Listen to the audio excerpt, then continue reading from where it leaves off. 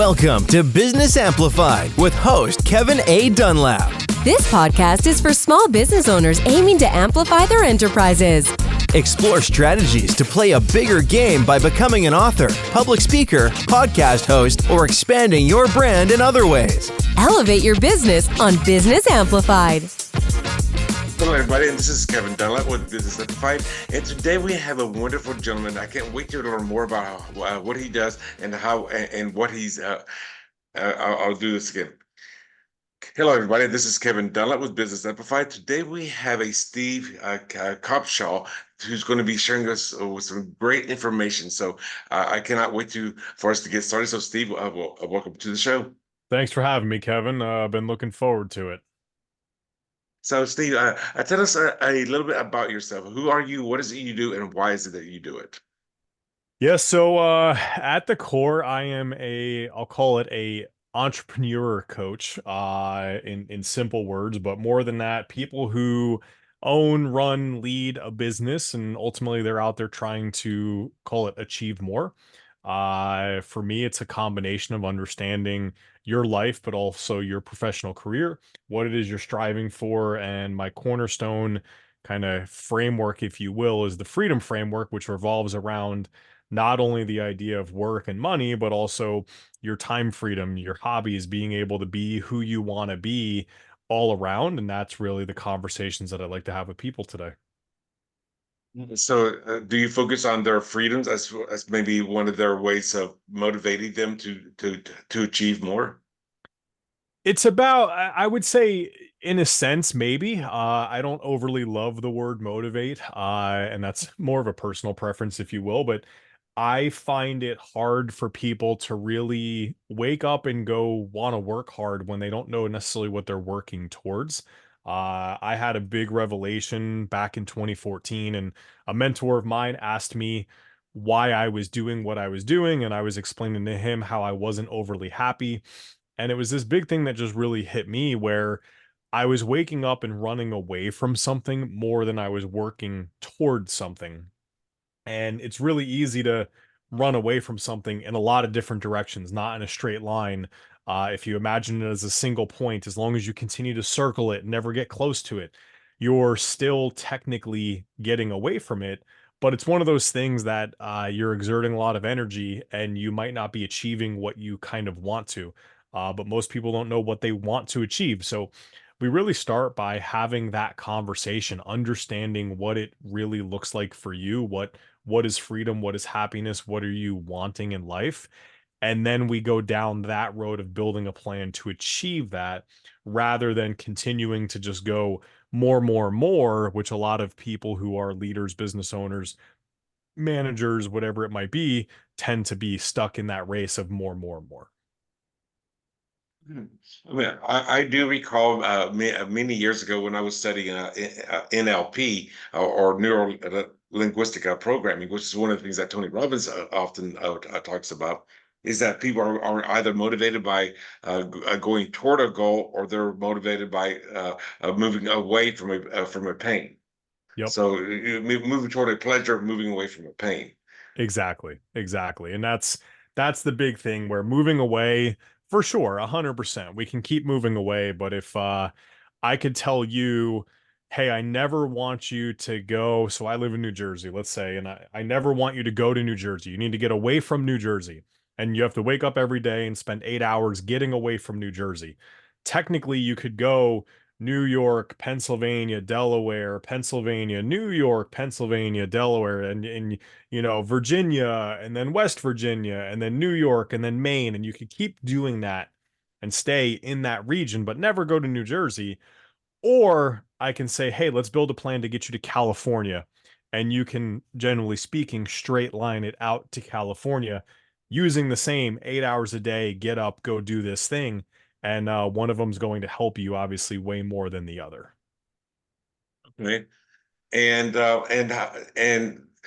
what made you get into this line of work?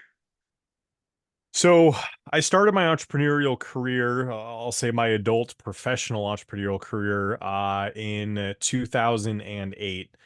And it was one of those things where there's not really a great, call it business school, if you will. There's not a lot of people out there to teach you the ropes of business. There's gurus who can teach you to do marketing better, to do sales better, implementation, execution, fulfillment better, all of the specific pieces in your business. But as you grow and you start to learn and you understand a lot of the pieces, or at least for me, it was one of those revelations where as I went through this, a lot of time was really spent on trying to figure out how my business is truly fulfilling what it is I want to do. And over my years of owning, and I eventually grew to own 17 brick and mortar locations, 5 different states, had a team of over 60 people, and it was amazing. But at the same point, I still wasn't achieving that true happiness. And I'll never forget one time back in 2017, 2018 ish, I don't remember exactly, a woman had came up to me after I recently won an award, and she basically said, and she was in tears, that she was so excited to be able to open her business, and it was part of a franchise, but she was excited because I had done something different than what everybody else pre us had done, and it allowed her to have confidence putting her house, putting her life savings, risking her family's kind of comfort and stability to go open this business because I changed a path. And in that moment, it was this bigger picture where, wow, because I'm okay taking chances, thinking differently, going out there and trying something new. And I like to say the only thing that I know is that I don't know everything, and kind of go through that process where she was now confident. And it was my first, call it, uh insertion into the consulting world, where all of a sudden I had impacted somebody's life so profusely, and it was bigger than personal training or massage or the business that I had done before, where I was helping a person. And those are all valuable things. But if I help the business owner, I can then help hundreds of clients. And it was one of those ways for me to really feel kind of new and rejuvenated around what I was doing. So it was really accidental on what kind of got me into this world, simply because now I went down this road of, I tried something new, I proved out a different system, and this woman was willing and able to go put her life savings on the line now because of what I had done, and that was an amazing feeling for me. Right. And I guess that is a great level of confirmation that you're doing something good when somebody is so motivated by the words that you say, or the experiences that you've had. Exactly. Yeah, it just, those relatable items where and believe me, I've not been there, done that in all of the world by any stretch, but I've been in situations, owned businesses, done consulting, worked for entrepreneurial companies, worked for corporate companies, and I have a lot of experiences to bring some fundamentals to a team and a business. Again, I'm not that strategic marketing coach and sales coach, and I understand them pretty well at a high level, and I understand the how to approach them, but it's not necessarily the skills and things that I love. But when we look holistically at how marketing or sales or fulfillment, client success, whatever it might be, when I look through all of those pieces and I see the world, and it's able to have kind of that really good question asking ability to somebody, that's how we open up some new potential opportunities for ourselves. Okay. And just out of curiosity, what kind of brick and mortar, or what kind of business have you had in the past? So, personal training studios, group fitness studios, and then massage studios were the different locations and businesses that I've owned. Okay. And you built franchises as well. Yes. Yeah. And one of the things that I know that I talk about is that whenever you're starting a business, you have to look at your exit strategy. Number one, is it going to be a franchise, or is it going to be something that you're going to build and then you're going to sell to another party? Would you agree with that? Yeah, I don't think a lot of people really think about what the exit truly looks like. And we all love our business. We hopefully get into our business because of some form of passion, if you will. And because of that, there's this thought process that like it's yours forever. And I hope that to be true within reason. But the reality is, and the hard kind of business truth is, business is a means to an end. There at some point in time, you need to figure out what you're doing with it. Some businesses are built around you, the person who you're never really going to sell. And when you no longer Right. want to do it, then the business goes away. And that's fine as long as you understand that. But at the same token, if you want to build an asset that you can go sell, that you can, generationally perhaps gift to somebody, or you want something that lives beyond you, you also need to build that. And that's a piece of knowing kind of where you want to go or where you want to be, I would say. Well, and I'm the same way because I've seen so many people start a business like what you just saying, and they are the what do you want to call it, the center point of that business, which means that let's say you're a hairstylist or something like that, and you have your own technique, but if you don't teach others how to do that technique, then once you decide, hey, I'm done, you're done. The business just fades into oblivion. Correct. That's one of those things where a lot of people get to the end, or kind of that, hey, I don't want to grind and do this anymore. And they look to go try to sell it. And the reality is they don't have a sellable asset. And again, if you want to build a business around you and what you do and make your money for your time, that's not a bad thing, but know you're doing that. A lot of people don't know they're doing that. And that's where, if your goal is to sell, which arguably to some extent, you want to be able to sell something at the end of your business run. Again, not everybody and whatever, but arguably you're going to want to. What is that thing? And if it's based upon you as a person, your intrinsic knowledge, what's in your brain, it's going to be a hard thing to sell. And I fully agree with it because one of the ideas that I'm toying around with right now is opening up a new kind of restaurant. And my first thing is like, okay, how can I make this a franchise before I even create the first one? Like, how do I create my second and third one? Yep. Yeah, exactly. Knowing where you want to go is important. Yes. To me, this is probably one of the most important things that I talk about, and Steve obviously corroborates this, is starting your business with the end in mind. It's like, can you sell that business? Can you sell the IP? And the thing is, and even if you are the center point, then how can you, in my opinion, then how can you teach other people to teach your technique so that you can have an affiliate or have other people that are doing your technique in your way, so you can step away from the equation. Exactly. Yeah, if you're always glued to it, it means you likely don't have an asset to sell. And the idea from that for me comes back from the book by Robert Kiyosaki called Rich Dad Poor Dad, and I don't know if you've read that or not, but he's got the four quadrants going from top left to top down. You got E, S, B, and then I. So E is on the top left, S is on the lower left, B is on the top right, and I is the lower right. If you're creating a business where you have to be there all the time, you're just now self-employed Hmm. versus running an actual business. Correct. A true business, when you think about it, you have to be look at it from the perspective that if you were to step away for a month, that the business does better in your absence than when you're there. Otherwise, you're just self-employed. Exactly. So, Steve, tell us some of the challenges that you've come across in either your businesses or in the people that you've worked with. So I would say the biggest challenge that I faced throughout my career, I'll give two of them actually, is my leadership ability.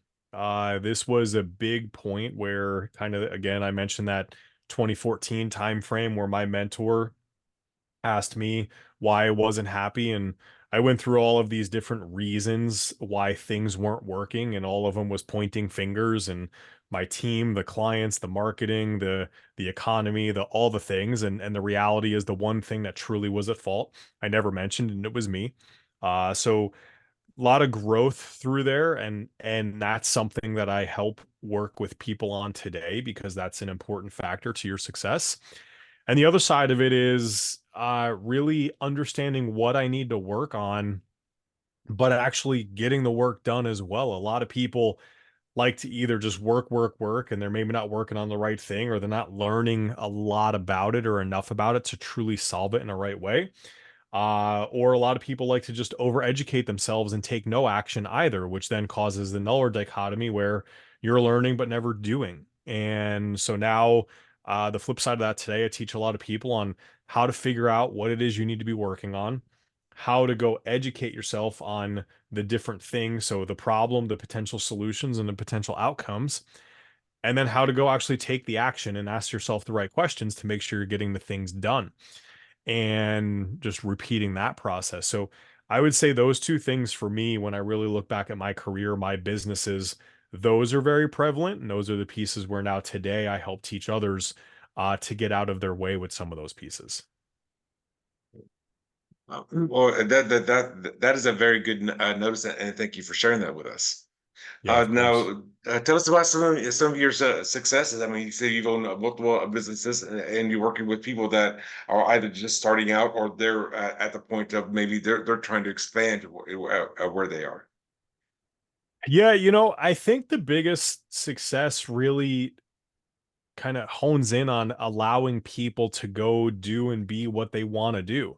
Like I've mentioned, the idea of freedom, the freedom framework is the core of what I do.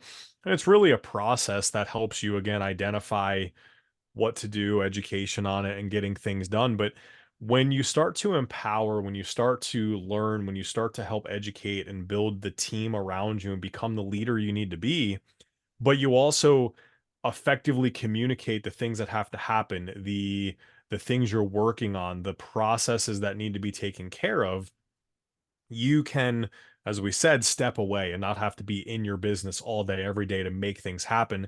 But you also oddly grow a team that's happier because they're capable of doing and getting the things done that need to be done.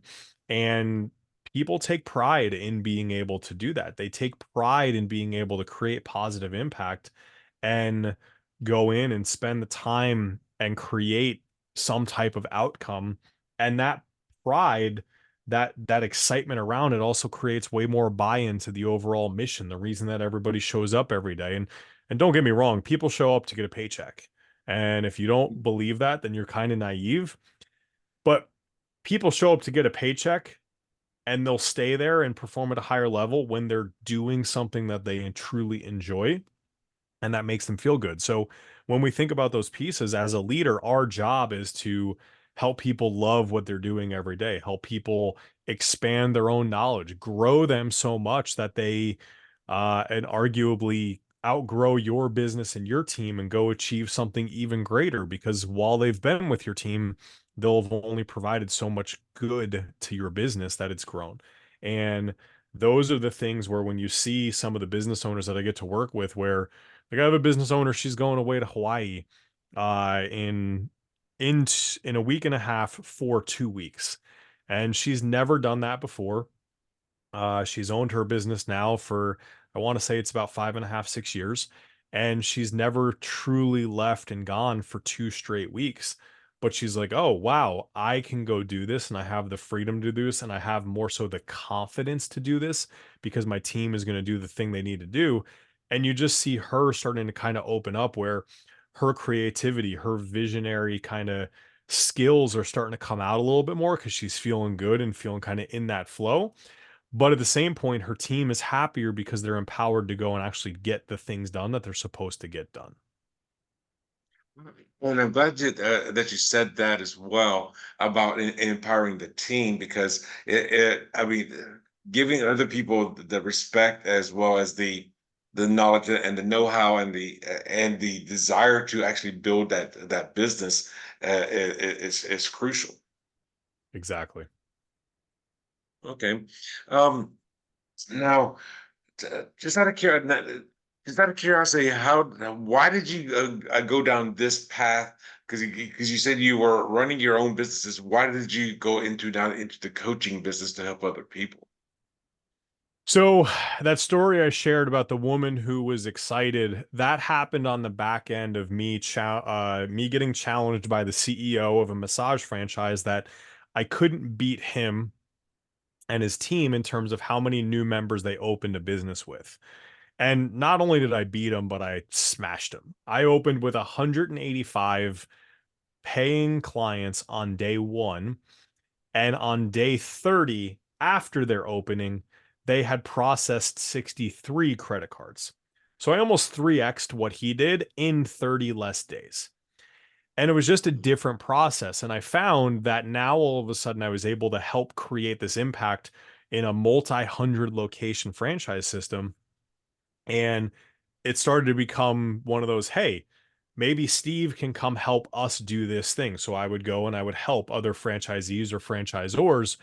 And it really became a I can't pay attention and pour into my team and my businesses the way I need to in order for them to grow. So I either need to choose this consulting thing that I'm doing, or I need to go back to doing this thing. And I can't do them both. Kind of the saying, why half-ass both when you can whole-ass one thing?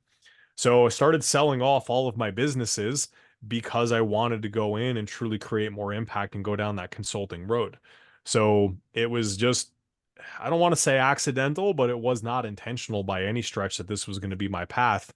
It's what happened. And I'll say a little bit of a blessing. A majority of my businesses, health and fitness, were all sold off before 2020. So when COVID came around, and that would have been a little bit rough, obviously. But I was also able to help a lot of businesses during that time find other ways to market and sell their services because of the skill set that I bring to the table. So we were able to go help other businesses versus just sit and go down this road of like do the consulting thing. So it really kind of just happened. It was an opportunity that presented itself. And when people start asking for your help repeatedly, you start to kind of go, huh, I can monetize this skill and I can provide some value, and let me go really do something good and elevate my game. And that's kind of the why or the how, if you will. Right. Well, and it definitely sounds like you're very passionate about doing this. Yeah, I enjoy it. I mean, at the end of the day, if I can see a business owner who's selling and providing good services, I'm not here to help people make money that I'm not on board with. Um, but if you're a passionate business owner, you're doing some good for the world, then I want to be able to help you achieve kind of your mission, your goal, and that for me is a good way to be able to do things.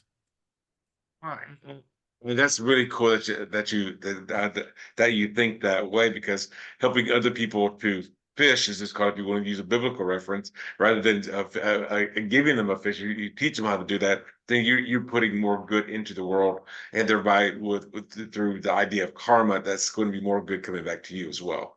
Exactly. Yeah, there was a quote. I think. Let me. I think it was either. It may have been Zig Ziglar. As he was. I'd rather make 1% on 100 people's efforts than 100% of my own efforts. So Hmm. that you're putting that out there, and you're making a good living from that as well. Exactly. And that's exactly it. I have I'm fortunate enough to be able to get to work with some amazing companies, some amazing people, and I get to do some really cool things. I get to travel reasonable amounts, see some cool areas of the country, and just be a part of some really amazing missions, which is I think when I think to the future and looking back on my impact and what I'm able to do, it's going to be something that I've thoroughly enjoyed doing. You were to give advice to, let's say, say one of our listeners or some of our viewers who are just starting out with their business, regardless if it's going to be a brick and mortar or it's going to be a service-based business. What kind of advice would you give that person? Um, Passion is something that's going to cause you to start your business. You're going to fall in love with something and you're going to go for it. And that is an amazing reason, and you need that belief, that inner fire that says failure is just not going to happen, it's not possible. But at some point in time, you have to turn that passion into a system that is going to take you out of the day to day. One of my hardest lessons learned in my first 2 years of business when I went from one to two locations was I was the system. I was the one that did a majority of the things in my first business. And when I had to, all of a sudden it wasn't working. And it took me a while to solve that problem. So systematize what you have so other people can repeat it. Otherwise, you're going to be, as you said, self-employed and you just bought yourself a job, which maybe you make good money in your job, but is that truly what you want to do? And make sure you understand that. And at some point, again, convert that passion into something more than that. Well, there was a book by a gentleman by the name of Tim Ferriss that said the 4 Hour Work Week, and one of the things he had in that book, he had an acronym. It was the word DEAL, DEAL. So when you're starting your business, the D stands for what can you, how do you delegate this to somebody else? Second would be what do you eliminate? What do you automate? And then what you had talked about before, now that you have all this free time, what are you going to do when you liberate? So the thing is, if you're starting a business, the first thing you have to do is how can I start having other people do what I'm doing so that you have more time, so you can open up that second location or that third location or that fourth location. Because if you're a personal trainer, like what Steve was kind of saying that he was, well, he cannot have 2 locations and have 2 people coming to him for his personal trainer needs. He has to teach other people what he does so they can do what he does, so he can go and open up that second or third location. Exactly. So Steve, if somebody wanted to read more about your blog or to I guess to have a consultation time with you, what is the best way for them to get a hold of you? Yeah, I would say find me on social media, honestly, either Instagram or Facebook. Search my name, Stephen with a PH, Kopshaw with a K. And both of those are great ways to get in contact with me. You can find my website there and then find some of my other assets and places to go. Okay. Well, so Steve, any last words that you'd like to share with our viewers or our listeners? I think my last words would really be go find something to take action on, go learn about it, and go actually do it. A lot of people aren't taking enough action or they're not learning enough about it, and you got to try to balance those pieces. So identify it, learn about it, do it, and just get it done. Don't let there be excuses or reasons why you don't. What would you say would be one of the things that people have to get past in order to get that first idea, that first business off the ground? This could be something like, I know you don't like the word motivation, but what's the one thing that you would say for them to actually start taking that action, or to even to believe in themselves that they could be successful? If something solves a problem for you, it likely will solve a problem for somebody else. It now becomes your responsibility to be able to communicate that with other people. So that way you or they will allow you or ask you for help in solving their problem. Just because you have a thing that might make money, it might not necessarily solve somebody's problem. And people will not pay for things or should not be paying for things that don't solve their problems. So that's where I would start. If you're really looking to figure something out, don't create a new thing. Figure out how you solve the problem or how somebody solved the problem for you, and then go and replicate that and build that and grow that and tell the world about it. Well, Stephen, I do want to say thank you for your time today, and thank you for the words that you shared with our audience today. Yes, absolutely. Thank you for having me, Kevin. I appreciate the time. I do as well. And everybody, make sure that if you're listening to the show and you feel like you would like to be a great guest, or you know somebody who could be a great guest, just go to our website at businessamplified.net/pre-interview to schedule a 15-minute consultation. Again, going back to Steve, thank you for being on the show today. Of course. Thank you so much. And until next time, everybody, be amazing.